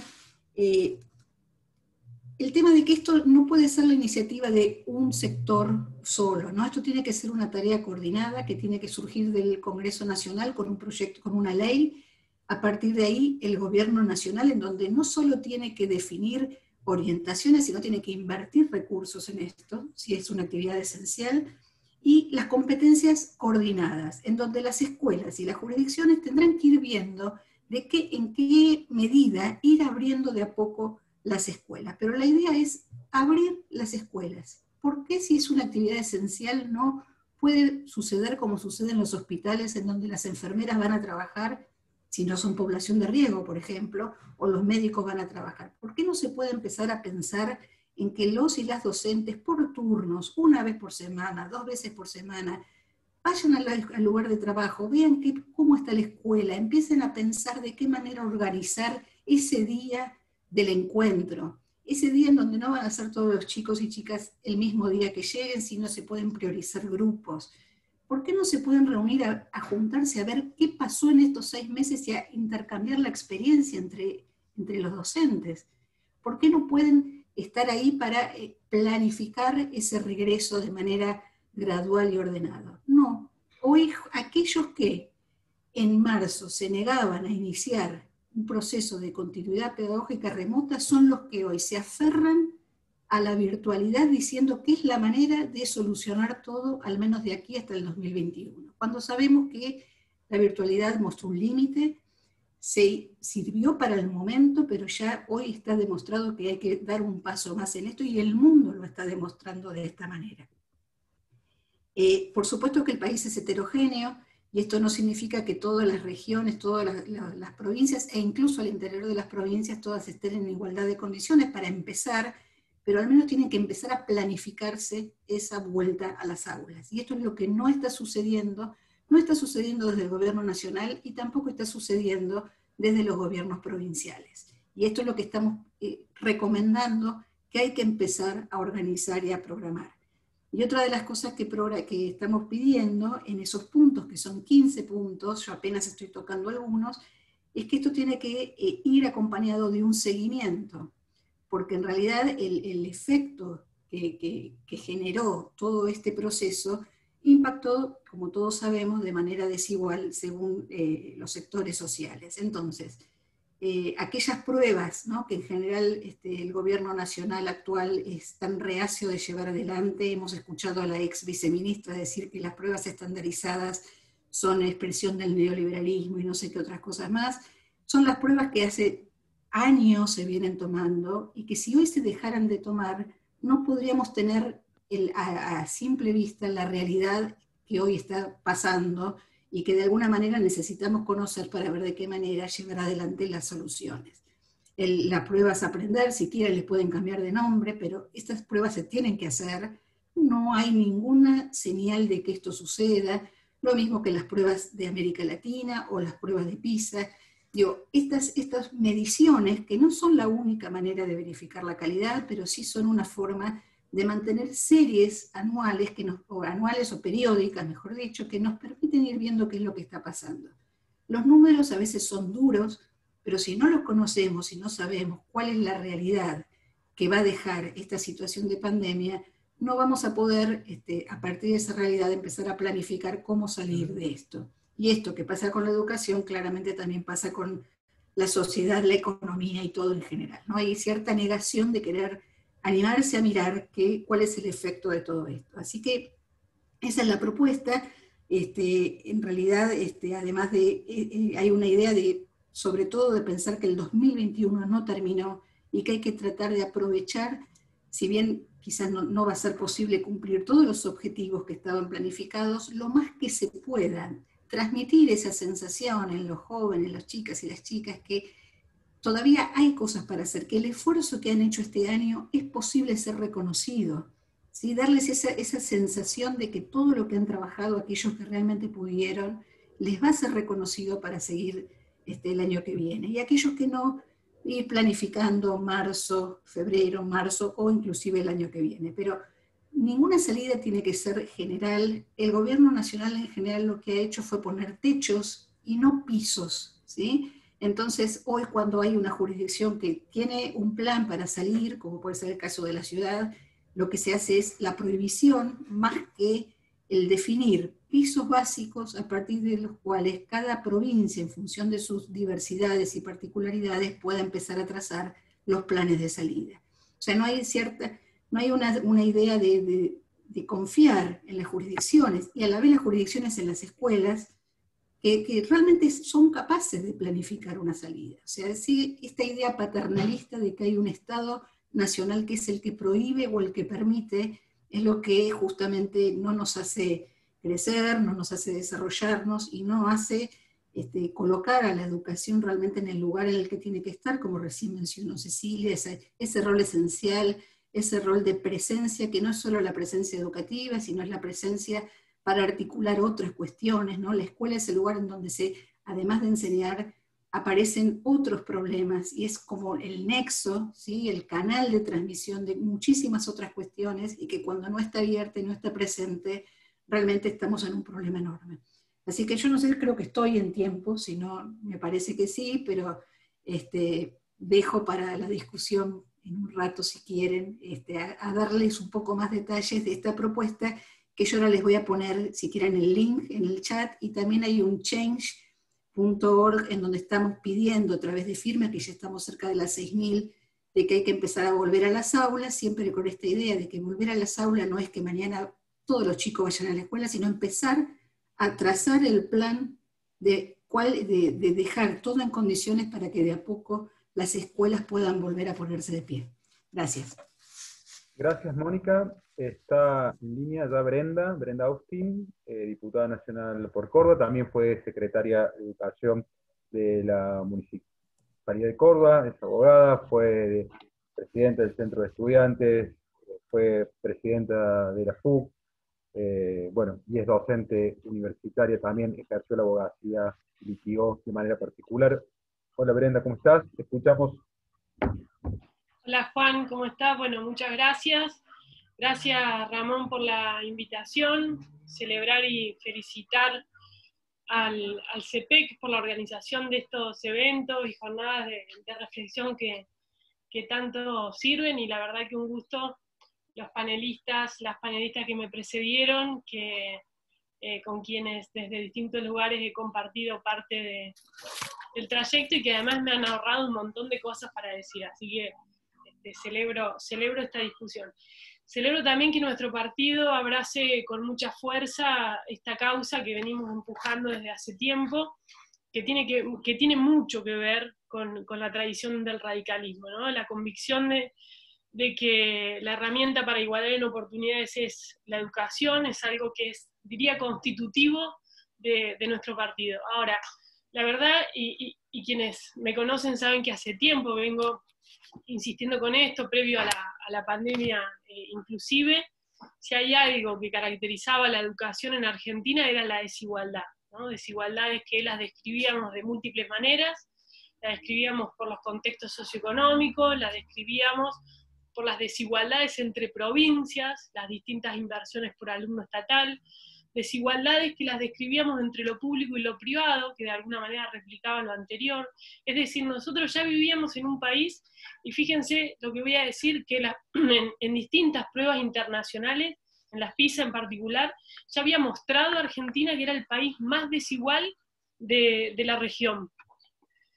Si nosotros, si alguien nos preguntara esto, lo primero que diríamos es que no somos nosotros, ¿no? Posiblemente miraríamos a Chile, diríamos que es algún otro país del continente. Sin embargo, Argentina fue el país con mayor varianza en el rendimiento. Bueno, esto era antes de la pandemia. A esta foto, a esta Argentina tan desigual, tan profundamente desigual, a esta evidencia de que ya no es cierto que la educación iguala en oportunidades, le montemos lo que ha pasado con la pandemia y la virtualidad.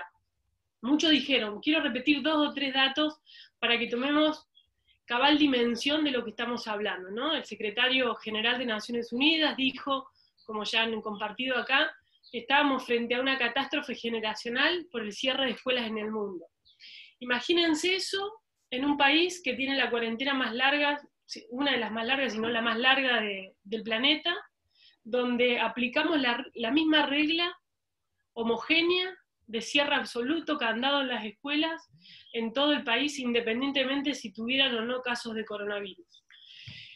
¿Qué nos mostraron los números? Y hoy ya son cifras que tiene el gobierno en sus manos, ya son estadísticas oficiales. Bueno, la primera, me habrán escuchado repetirla hasta el cansancio, son más de 1 millón los chicos y chicas que ya abandonaron la escuela.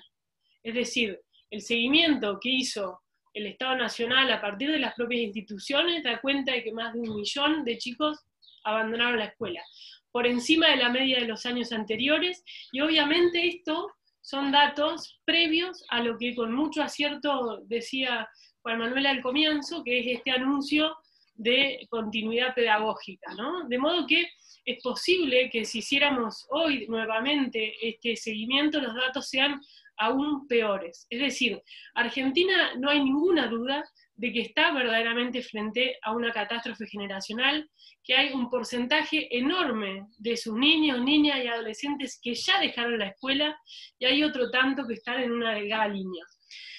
Los que están conectándose, bueno, solo la mitad de las escuelas tienen contacto diario con los chicos, la mitad de las escuelas, la otra mitad esporádico, 2 veces por semana, 3 veces por semana.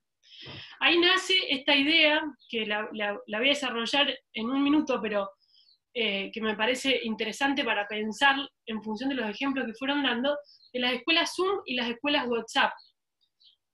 Los que están conectados tienen además distinto tipo de procesos de aprendizaje. ¿Cuáles son las escuelas WhatsApp? Aquellas en donde las maestras lo que pueden hacer es mandarle un mensajito de texto a sus alumnos, a sus alumnas, con la tarea. ¿Por qué? Porque es una aplicación gratuita, porque es una aplicación que en principio, digamos, puede correr en celulares bastante básicos y que en general las familias tienen instalado. Las escuelas Zoom son aquellas que han podido pensar dispositivos de modo sincrónico, en tiempo real, como estamos nosotros hoy acá, conversando, viéndonos las caras, algunos, como decimos siempre, algunos con la cámara apagada, otros con la cámara prendida, con los mensajes en el chat, interactuando entre los que estamos aquí reunidos. Bueno, la diferencia en esos dos procesos de aprendizaje también es abismal. No es lo mismo estar reunidos una vez por día con sus compañeros, con su docente, escuchando, viéndose. No es lo mismo para la docente verle la cara a esos chicos que lo que está ocurriendo con aquellas que solamente disparan un mensajito de texto y están a la espera a ver si vuelve la tarea. Miren, en las escuelas en contexto de pobreza, digo, para dar cuenta de por qué todo esto está profundizando la desigualdad, en las escuelas en contexto de pobreza, solamente el 11% usa plataformas como Meet o como Zoom, el 11%. En las escuelas de nivel socioeconómico más alto, el 67%.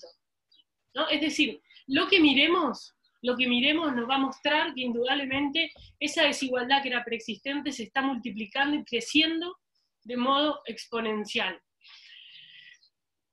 Acá había, y Moni lo puso de relieve con mucha fuerza, acá había datos que ya tenía el Estado.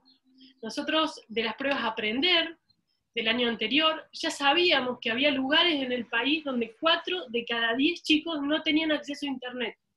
Ya lo sabíamos, no es una realidad que enfrentamos a partir de la pandemia. Y no nos preparamos para eso. Sabíamos, además, que obviamente muchos de ellos tampoco tenían los dispositivos. Hoy los datos nos muestran que 7 de cada 10 chicos usan dispositivos compartidos. Y esto, digo, para ponerlo en historias, en historias personalizadas, son esas familias que tanto hemos conocido en las escuelas municipales, donde familias numerosas, en contextos de mucha pobreza, con esa casa con piso de tierra, con, si tienen electricidad colgados de la luz, con un dispositivo, un celu para toda la familia. ¿Qué pasa con eso? Bueno, a la segunda semana del mes desaparece el contacto con los chicos. En muchas familias van eligiendo para quién usan los datos, en general para los que están en los procesos de terminalidad de primaria o secundaria. Digo, esa es la foto del sistema educativo. ¿Cuál es la crítica que yo tengo para hacerle al gobierno, digamos? No quiero centrarme mucho en esto, pero no puedo evitar decirlo, digamos. La crítica es que no tuvieron capacidad para anticiparse. Así como, y que no es una chicana, pero así como en marzo nos decían que el virus no iba a llegar, mientras los países de al lado, Chile y Uruguay, estaban mandando a comprar los testeos, y acá estábamos cruzando los dedos pensando, desconociendo este mundo tan absolutamente interdependiente que habitamos. Lo mismo ocurrió con las escuelas. El día que decidimos cerrarle la puerta, ponerle los candados, nadie empezó a diseñar un plan de salida. Un plan de salida que además tuviera en cuenta estas desigualdades vinculadas con la conectividad. Escuchamos al presidente, por lo menos en 3 oportunidades de esas conferencias de prensa, decir que el retorno a las aulas no era un punto central. Lo escuchamos decir que los chicos me sigan mandando dibujitos por Twitter. Y eso, a mi juicio, lo que hizo fue desjerarquizar el rol de la escuela. Más de un conglomerado de 40 actividades fueron declaradas esenciales, de todos los colores.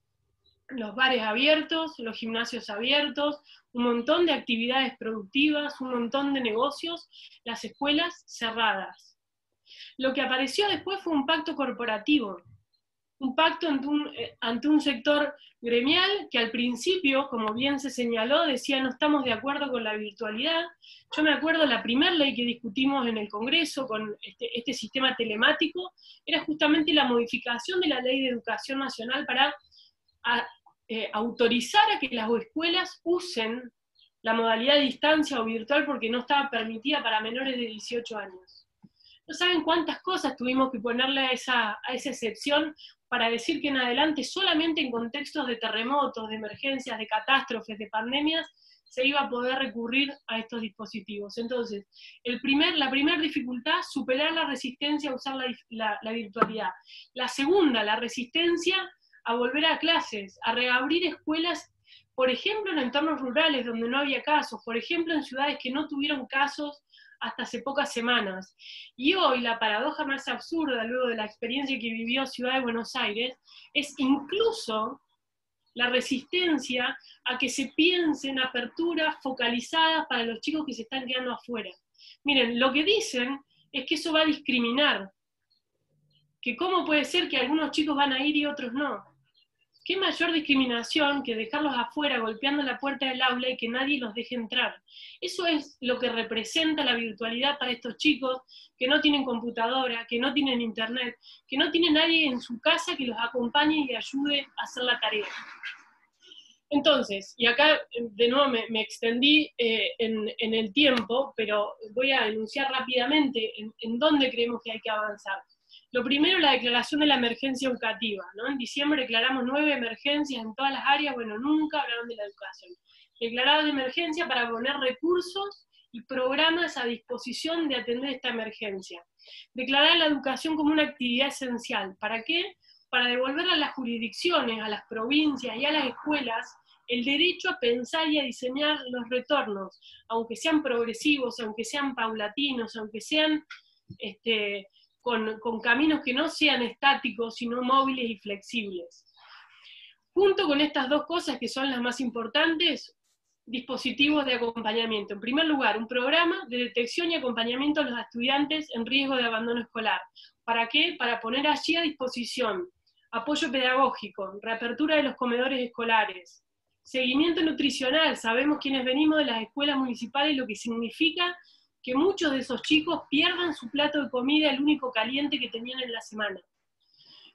El control, lo que tiene que ver con la denuncia cuando se advierten situaciones de abuso escolar, de abuso familiar, perdón, de violencia intrafamiliar, en la escuela la que llaman la CENAP. Todo eso es lo que hoy les está faltando a los chicos.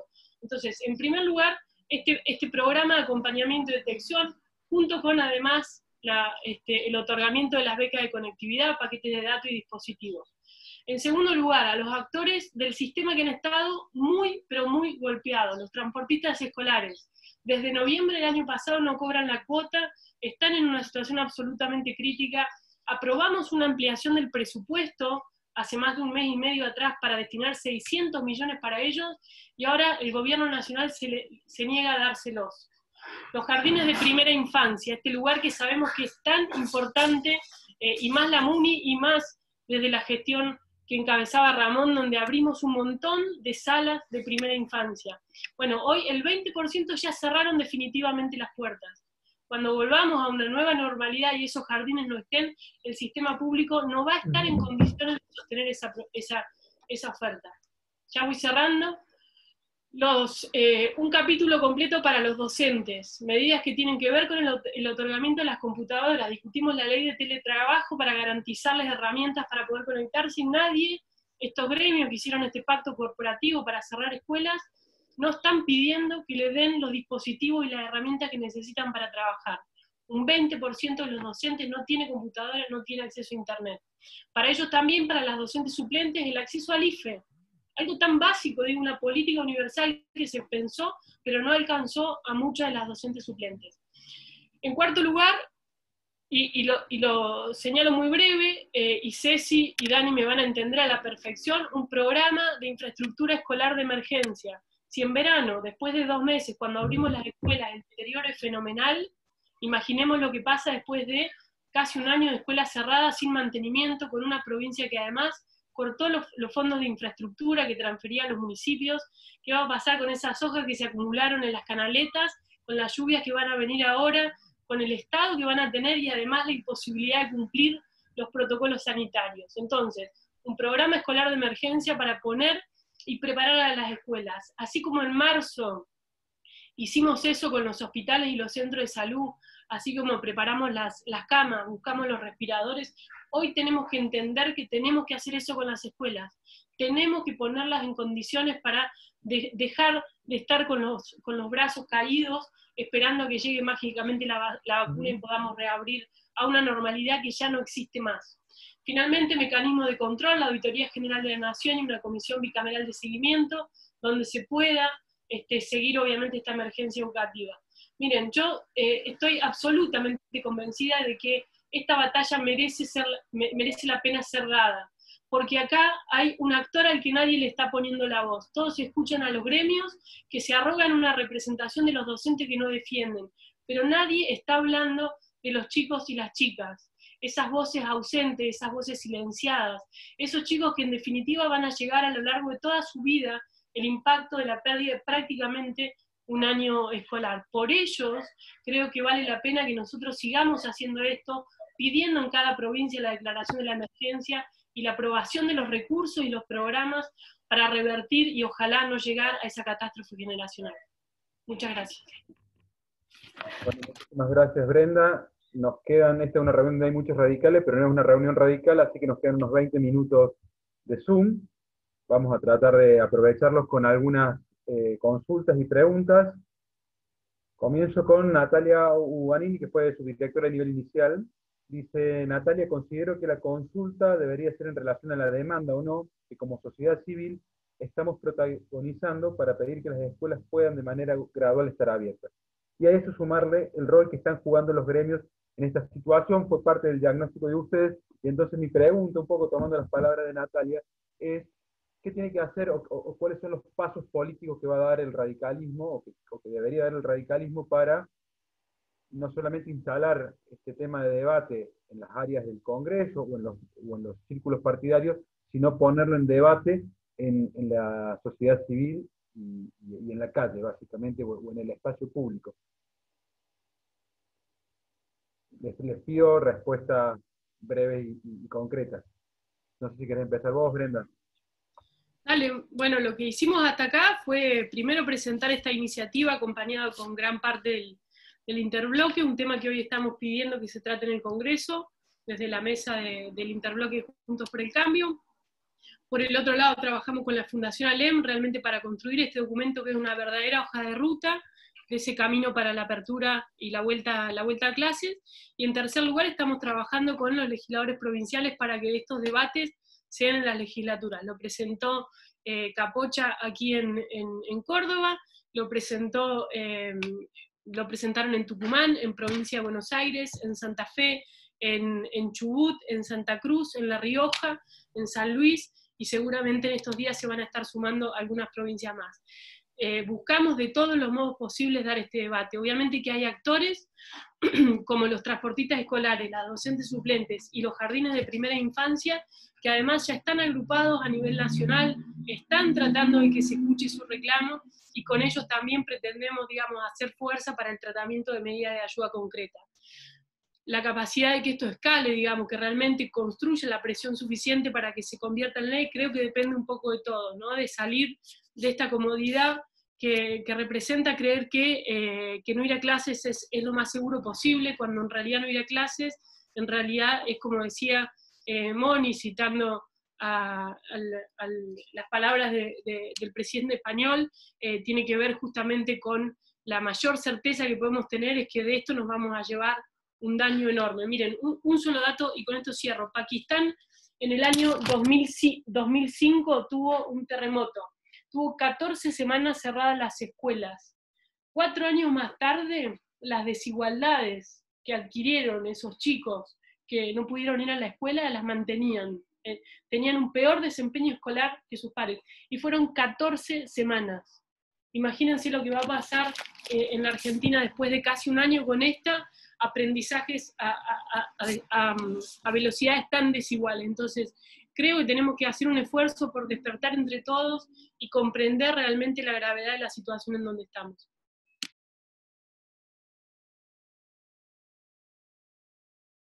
Bien, gracias.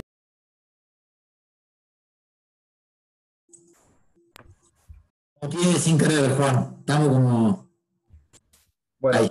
damos 5 minutos a Mónica, que se debe desconectar. Mónica, ¿cuáles son las estrategias políticas entonces para que este debate trascienda, se instale definitivamente? Sí, de hecho, pues ya lo venimos desarrollando, Brenda algo contó, estamos trabajando de manera mancomunada desde todos los lugares que se pueda, también tratando de salir del propio radicalismo, ¿no? De que esto empiece a estar en las redes, en otros, Claro. En otros espacios políticos de la coalición, que también es una preocupación, y lo que vemos que es una preocupación es de la gente, ¿sí? Por ejemplo, yo mencionaba el Change, desde hace una semana quienes están acompañando este pedido a través del Change ya no es gente solamente del partido, sino es en general, hay padres y madres organizados para pedir que sus chicos vuelvan a la escuela. Obviamente, sabemos de vuelta, porque ante esto lo primero que se dice es, pero ¿cómo? Quieren que se enfermen. No, lo que estamos diciendo es que se empiece a planificar la vuelta, y en aquellos lugares en donde sí es posible, porque hay poca circulación del virus, que se empiece. Hay mucha experiencia internacional que muestra que están yendo 1 vez o 2 veces por semana al comienzo, en grupos pequeños, con todos los cuidados. Hay fotos que se ve al aire libre, ahora que empieza el calor. Espacio, digo, recién mencionaba Brenda, están los bares abiertos, los casinos. Las escuelas tienen patios enormes, tienen espacios lindantes enormes. ¿Por qué nadie se está poniendo a pensar que esos espacios pueden empezar a ser ocupados para un encuentro que quizás al principio no solo es pedagógico, sino que es también social entre los chicos y las chicas que quieren encontrarse, que quieren estar, y a partir de ahí ver lo que se puede aprovechar desde ahora? Esto que al principio, bueno, fue de nosotros, cada vez se está haciendo más grande. Así que, bueno, justamente la idea es que se reproduzcan las provincias a partir de proyectos de ley provinciales. Está el proyecto de ley nacional de Brenda, está el documento, y bueno, cuesta, la verdad que la realidad nos supera, y es verdad que hay problemas que son iguales o más urgentes que y lo estamos viviendo todos los días, con lo cual instalar este tema a la misma altura que los millones de problemas que hay se hace difícil, pero no por ello tenemos que dejarnos estar, porque realmente la educación quizás no es una urgencia de hoy para mañana, pero sí para el mediano plazo, como recién se decía, ¿no? El impacto de esto puede ser terrible. Así que esto es lo que estamos intentando transmitir. Y bueno, creemos que estamos haciéndolo, y por eso, bueno, cuanto más seamos los que acompañamos, mejor. Bueno, Mónica, muchas gracias. No sé si querés decir 2 minutos finales antes de que te desconectes. No, yo, bueno, le quiero agradecer a Ramón, al CEPEC, a la Fundación y a todos aquellos que están aquí escuchando, algunos de los cuales conozco, que bueno, muchísimas gracias por la invitación, y que bueno, hay que todos para adelante seguir trabajando, y realmente que los felicito por la representante nacional que tienen, Brenda, que realmente es una joya. El otro día en otro chat se hablaba de que es nuestra Jacinda Ardern, solamente que no hay neozelandeses en Argentina, pero que si no sería perfecta en ese sentido. Así que bueno, les agradezco muchísimo, y bueno, seguimos adelante. Chao. Muchas gracias, Mónica. Seguimos con las preguntas. Está, bueno, Leo Salaberry pregunta, para los panelistas, una pregunta bien localista, si se cree. ¿Creen que Córdoba está preparada para una vuelta a clases? ¿Hay infraestructura, reformulación del espacio físico, revisión de contenidos? ¿Qué están pensando, qué están viendo de Córdoba? Marcelo, Cecilia, Daniela, ¿qué ven de la infraestructura escolar en la provincia de Córdoba? ¿Qué diagnóstico tienen? Si es que lo tienen.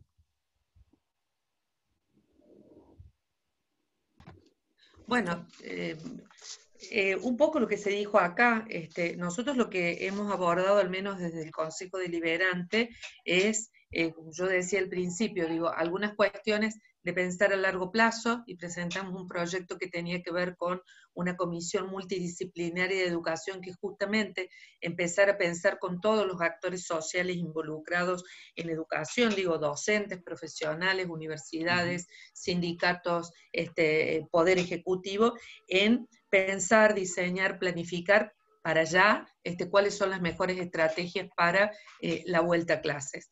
Ahora, eso por un lado. Digo, en el medio está algunas cosas que acá se decía, ¿no? Que es, bueno, las escuelas están cerradas, de hecho, las escuelas municipales y los jardines solamente se han mantenido abiertos cuando ha habido entrega de módulos alimentarios, entonces seguramente habrá que pensar en una cosa progresiva que tenga que ver con revisar, por supuesto, las condiciones de infraestructura. Nosotros acabamos de presentar un proyecto en el Consejo, que lo hemos mandado hace apenas unas horas, que tiene que ver con un apoyo escolar presencial de emergencia para los alumnos de sexto grado. Bueno, ahí pedimos, concretamente en ese proyecto, pedimos la apertura, al menos diagramado por horas, por día, a aquellos alumnos que han presentado estas situaciones de intermitencia o de abandono, asumiendo de que en sexto grado muchos deberían continuar sus estudios,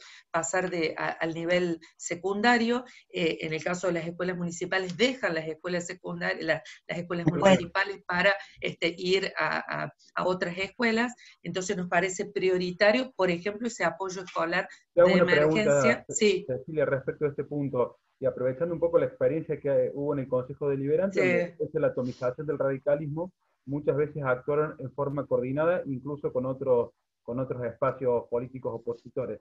Sí. ¿La estrategia fue conjunta en este caso con los otros sectores radicales o no? No, en este caso en la presentación del proyecto no, pero en la discusión sí, porque entendemos que es una agenda, y ahí respondo a la pregunta anterior de Natalia Guanini, es una agenda que hay que agotar todos los mecanismos necesarios, sea a través de la tarea legislativa, a través del espacio que cada uno ocupa, a través de las redes sociales o a través de los medios, de instalarlo, porque es una preocupación que le atraviesa a todo el mundo. Entonces, en realidad, los proyectos han sido, digamos, presentados del bloque, pero no tenemos duda de que hay voluntad de abordarlos. Daniela hacía referencia, y con esto termino, a lo que hemos pedido, pero no ahora, lo pedimos en abril, los actos públicos virtuales para los docentes ramos especiales. Hemos pedido la continuidad de los programas de salud escolar, de los programas de planes nutricionales, la mejora en las condiciones de infraestructura, los seguimientos psicopedagógicos de aquellas familias que venían atravesando situaciones de violencia y que los docentes los conocen porque hay una continuidad. Entonces, bueno, cómo abordan a lo largo de estos meses estas situaciones a través de los equipos interdisciplinarios y los equipos profesionales. Entonces, digo, bueno, medidas a largo plazo, a corto plazo, en lo inmediato, porque ya estamos en septiembre, se agotan, y los tiempos legislativos muchas veces no son los tiempos por los que están atravesando ni los niños, ni las niñas, ni mucho menos los papás o la mamá, pero asumo de que van a acompañar seguramente, y algo de eso hemos venido hablando. Daniela, te escuchamos. Yo, sí, una cosita pequeña con respecto a la pregunta de Leandro. Evidentemente yo cuando hablaba les decía, los establecimientos educativos de infraestructura no están planificados para la vuelta al cole de todos los niños, ¿sí? Pero tampoco nos hemos preocupado, o no se ha preocupado, por eso yo llamo a esto una nada y un fracaso de parte de quienes nos gobiernan, de idear propuestas para salvar esto, a lo que Brenda llama emergencia en educación. Sinceramente no receptan tampoco lo que desde los bloques de la Unión Cívica Radical o desde la oposición plantean para poder resolver esta problemática. Gracias, Juan Manuel. Bueno, no, a ustedes, una pregunta de Marco Puricelli. Dice Marco, la pandemia, si algo significó en términos tecnológicos, fue una aceleración de la consolidación del paradigma de la virtualidad. Eso está, este Zoom es un claro ejemplo de eso. Y obviamente en todos los rubros, no solamente en el educativo. Pregunta Marco, y me parece que Brenda por ahí puede responder esta pregunta, ya que sos la autora de la iniciativa. ¿Cómo imaginan que debiera ser el soporte tecnológico ideal para aprovechar este paradigma de la virtualidad y que la virtualidad no nos lleve puesto? ¿Cuáles serían un poco, hay que desarrollar las herramientas propias del Estado, hay que adaptarse a las herramientas que la tecnología ya nos brinda? ¿Cuál crees que sería el camino para apropiarse de la virtualidad? ¿Para mí o para Capocha? No escuché. Te preguntaba a vos, no lo veo a Capocha. Bueno, no, mira, yo primero creo que me gustaría como de esto desarrollarte un capítulo, pero no voy a hacerlo. Para mí la virtualidad vino para quedarse. Mucho de esto que estamos haciendo acá ha venido para quedarse, y mucho del aprendizaje que han hecho las instituciones educativas también vino para quedarse. Hoy, por ejemplo, algunas provincias que están empezando a pensar cómo hacer el año que viene para recuperar parte de los procesos de aprendizaje, están hablando de la convivencia y la presencialidad con la virtualidad, de la existencia de plataformas y dispositivos, digamos, tecnológicos, de las aulas virtuales, algo que, por ejemplo, bueno, en la universidad ni hablar, las universidades van a tener una demanda fenomenal para garantizar, sobre todo la universidad pública, que era la más resistente a hacerlo, ofertas de semipresencialidad o de virtualidad, porque muchos de estos chicos que ya se volvieron a sus casas y que están desde allí continuando las clases, si la universidad pública no le garantiza esta posibilidad, van a migrar a las privadas que hace ya tiempo están peleando matrícula con eso. Entonces, yo creo que esto es innegable, como también es innegable que si nosotros no hacemos algo para garantizar la condición de alfabetización de este siglo, que es el dispositivo con datos, no va a alcanzar, ¿no? Entonces, ahí tiene que poner el esfuerzo el Estado, y me animo a decir más, estamos frente a un Estado que va a parecer claramente quebrado, con muchas dificultades para prestar servicios, digamos, en cuestiones básicas, donde creo que tenemos que animarnos a superar la discusión de universalidad o focalidad, ¿no? Esta idea de quizás computadoras a todo el mundo, que es lo que quisiéramos tener, pero que es impracticable cuando además eran escuelas sin los pisos tecnológicos para conectarse. Bueno, asumamos que lo que necesitamos es hoy focalizar recursos para que quienes hoy están no pudiendo tener, como lo era, digamos, el lápiz y el papel, digamos, hoy la computadora para poder estudiar, que tengan las herramientas del Estado para poder dárselo. Y por último, creo que, digamos, la contracara de todo lo deprimente que dije recién, es que le hace perder un poco el miedo también a los docentes que aprendieron a fuerza de golpe y porrazo, a tratar de mirar de qué manera, bueno, contagiar, contar, conectar con los chicos del otro lado, y eso creo que también es muy importante. Y por último, creo que resolver nuestro problema de desigualdad, de brecha de conectividad es clave, porque el mundo que viene es esto, digamos, el mundo que viene es robotización, automatización, y eso que quizás en Argentina podía tardar 20, 30 años en impactar con fuerza, también se aceleró muchísimo con la pandemia. Y es como algo así como lo que mirábamos por el espejito retrovisor, que de un momento para el otro lo tenés enfrente. Creo que es lo que va a pasar respecto a esta transformación del mundo del trabajo. Y esa presión de ese mundo que sabíamos que se estaba gestando, que ya llegó antes de lo que esperábamos, va a presionar a los sistemas educativos. Entonces, para concluir, digamos, vino para quedarse, rompió muchos miedos y muchos mitos que había al respecto, pero para que realmente eso sea el camino a un mejor sistema educativo, necesitamos resolver los problemas estructurales que tiene Argentina. Bien, muchísimas gracias, Brenda. Bueno, son casi las 6 de la tarde, estamos terminando. Creo que lo acabo de ver a Ramón Mestre. o lo perdí. Quería Sí, dejarle... ahí creo que Marcelo Cosar quería Perfecto, gracias Marco. agregar unas cositas. Ya está. Ya levanté la mano 4 veces, no me vieron, no importa. Ha sido muy interesante. Bueno, perdón, mala mía. Ay, no. Bueno, Ramón, estamos cerrando. Te quedan 2-3 minutos para las palabras finales. Y todas las respuestas han sido muy buenas. Así que, pero todo bien, perfecto, todo bien. Gracias, Marcelo. Marco, le habilitamos el micrófono a Ramón para que cierre el encuentro. Sí, lo estoy desmuteando. ¿Ramón?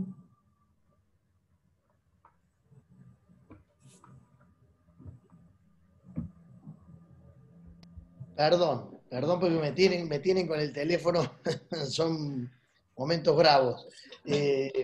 Bueno, muchísimas gracias a todos los panelistas, a cada uno de los expositores. Sinceramente ha sido muy enriquecedor, ha sido muy importante las exposiciones, sin duda que como disparador para seguir continuando con este tema y con otros tantos temas más que la Argentina necesita.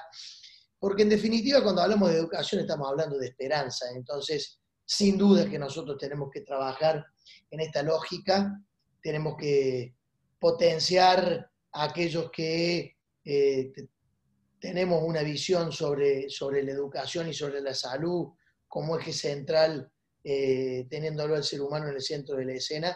Creo que todos los aportes son válidos. Aquí se han escuchado iniciativas a nivel nacional, a nivel provincial y a nivel municipal.